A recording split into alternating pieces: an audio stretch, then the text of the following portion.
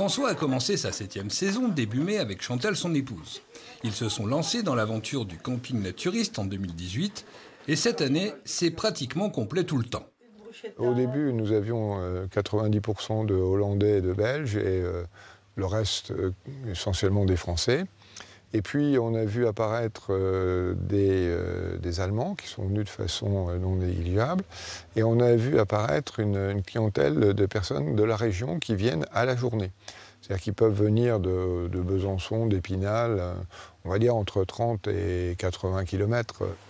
25% des Français entre 18 et 75 ans affirment avoir déjà pratiqué le naturisme selon un récent sondage Ipsos.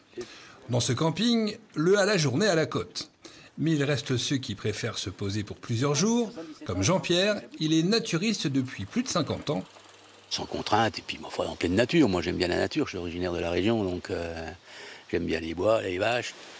30 emplacements en tout pour les tentes, les camping-cars, les caravanes, et il y a même des cabanes insolites. Pour vivre ses vacances dans le plus simple appareil, Dick et Irène ont fait le chemin depuis Amsterdam en Hollande. Plus besoin d'aller dans le sud de la France, ils ont trouvé leur Eldorado en Haute-Saône. Nous avons été dans plusieurs campings naturistes en France.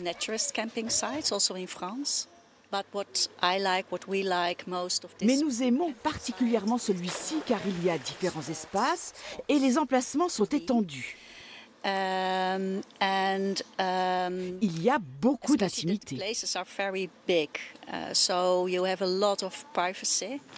Un camping à taille humaine, éco-responsable et qui aimerait s'agrandir pour accueillir de nouveaux adeptes.